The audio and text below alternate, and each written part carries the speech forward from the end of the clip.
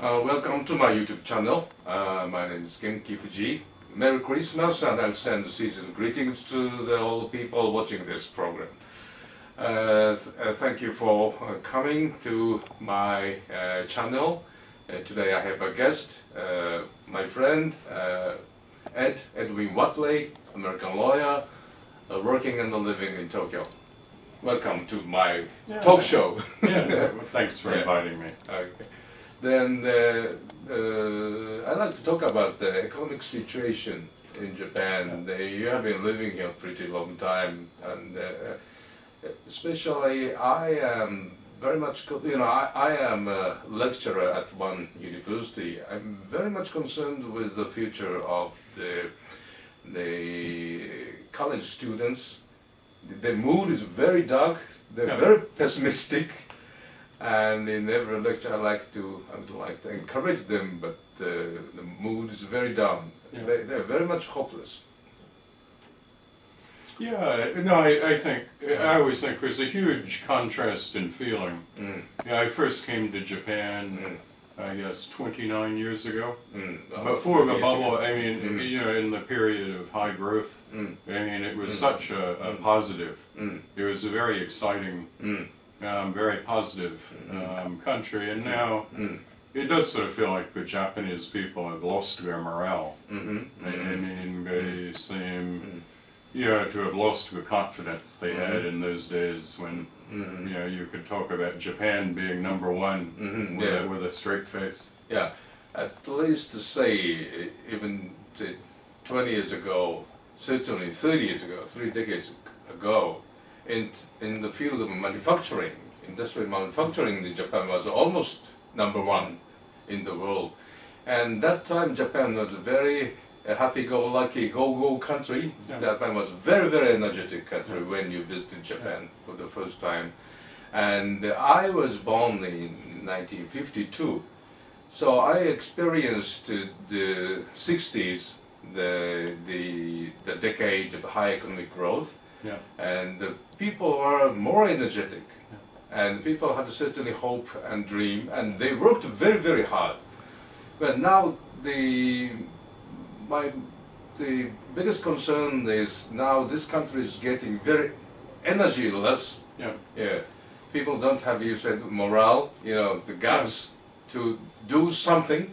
Especially I see the lack of the genki, energy, among young people. I think so too. I agree. It's consistent with my experience. I know there's been a bit of attention to those great figures of the Meiji Restoration, like Sakamoto or Ryoma. Do you think Japan can recapture that sort of energy that it had in the post-war period, or that it had in the Meiji period? Maybe to recapture the energy of the Meiji period, maybe it's possible. But I can imagine that. I can imagine good stories, good ways to go, good ways to walk. At least if we had the right leadership in the business world and also the political world, I think Japan can be revitalized. We can regain the energy, dream, and the hopes again. And for instance, someone I talked to with a businessman from the United Kingdom.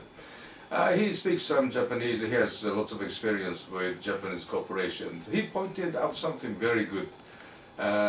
He said the young people in Japan, young workers in Japan, the white-collar workers, they are very able and they are ready to work, but the top management, top management people, they don't show, business leaders, they don't show the vision, future vision. And middle management people, middle managers, they don't trust young people, so they don't have the young workers, they don't get their own discretion. They cannot make decisions by themselves. So they tend to lose energy. Potentially they are very hard workers and they're very able people, he pointed out. I somewhat agree with him. Yeah, no, that's my impression. You know, in our law firm, we hire, you know, beginning lawyers every year. And if anything, in recent years, they're, you know, even more serious and harder working than earlier. But you may be right. I mean, there is, I don't know, I guess people entering the workforce now were born, you know, when or after the bubble collapsed. So they've never known positive times. No, I mean, unfortunately. You know, and I think it shows in their attitude, where those of us who grew up in America or Japan in that great boom after the Second World War, you know, think anything's possible. Yeah. I mean, when we were young, you know, we were, I think, you know, a lot more optimistic and probably a lot more careless than kids are today. So when I think about, say, the boy or girl, say, man or woman, young, about 20 years old, so the last 2 decades, Japanese economy has been almost collapsing, decaying, and we have been experiencing very, very long-term bad economy. Yeah. So the young people, they never had the good and, say, up-looking Japan, say, very energetic Japan, they haven't seen. Yeah.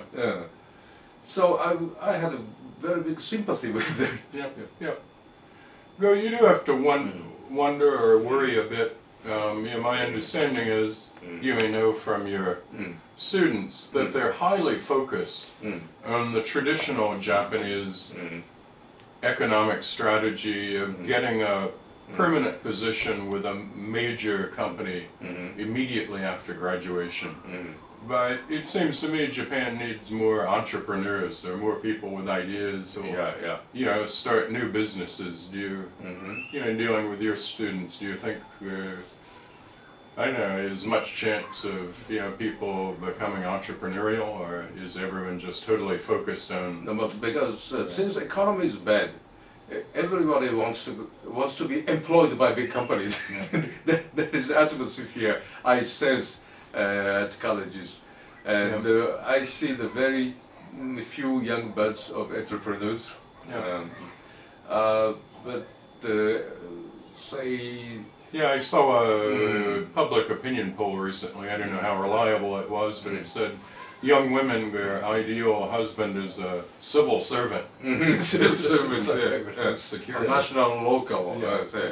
It's a very stable job. But I mean, it shows it's different. Below horizons. It's different in the States. You know, the local government employees, they tend to lose job easily when they cut the budget. But in Japan, it's public service is a very versatile job. So that's a rather sad thing. But say the big corporations, companies not poor.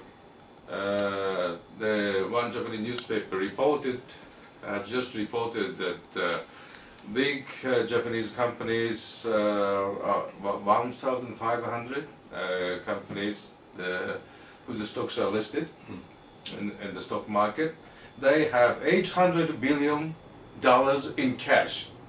Assets minus liabilities. They are so cash rich, but they see very few investment opportunities.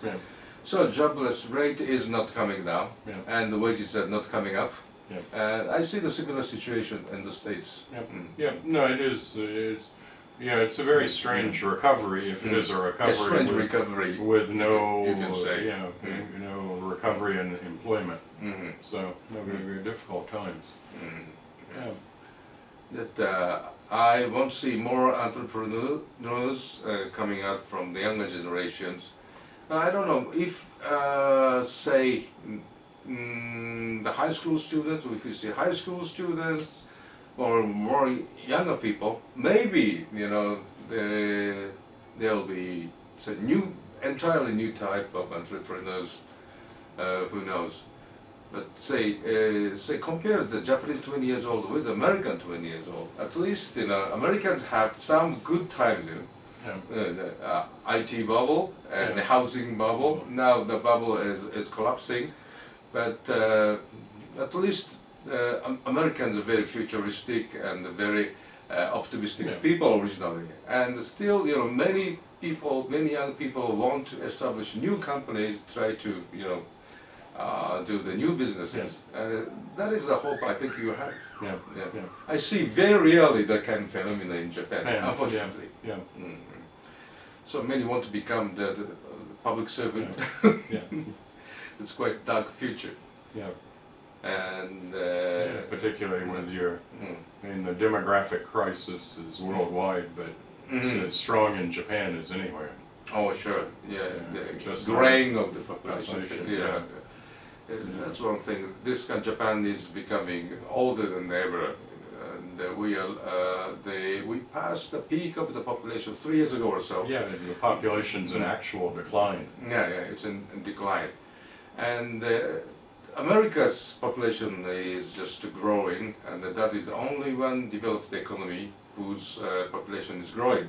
U.S. is a country of immigrants. And right now, say the recent census said America's population is close to I don't know, 300 million. 300 million, 300, almost 10 million, something like this.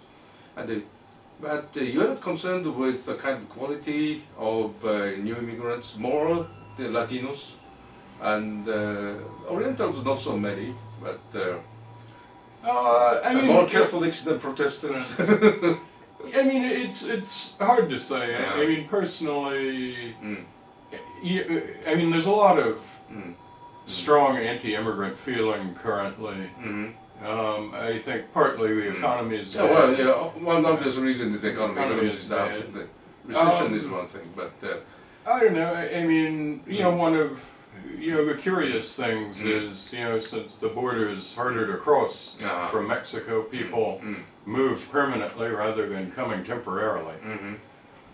I'll contrast my experience. I lived in California, which was originally part of Mexico, and have always had a lot of Latinos, and it's natural enough.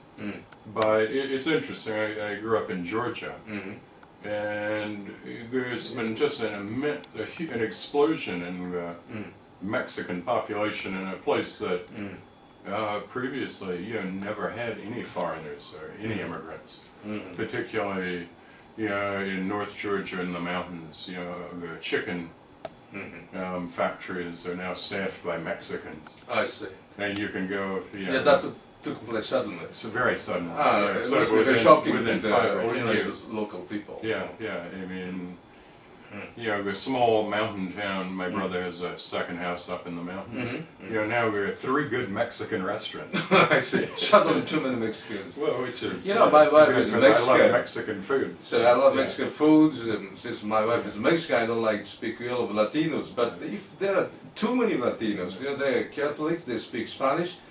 And I know some European origin Americans. They have some fear that America changes. And America has great technology for assimilating immigrants. I mean, people around the world worry about being negatively affected by American popular culture, coca colonization. Oh, sure. So people who move the movies. I think if you put someone in the suburbs in California. There's no way to keep them from becoming American. It's like the Borg; they will be assimilated. But the technology really exists in big cities that have welcomed waves of immigrants, and I think the situation with Mexicans is unusual because so many of them have located in rural areas. I mean, maybe it's a bit like the Brazilians in Japan, who are not in Tokyo, but in regional cities, working in lower level manufacturing jobs, and there's just more social tension, and the people are less accustomed to. I see. But finally, America is a country of immigrants, so that you have good institutions, cultures, to kind of naturalize, Americanize the people. As long as I see my brothers, living in the States, they have now they are American citizens, are having green cards. they're very much well Americanized, Yeah. so I don't worry about the American future very much. Yeah. Anyway, thank you for the very nice chat, nice discussion. No, Thank it's you a very much. pleasure. Mm. Thanks for having me. Yeah.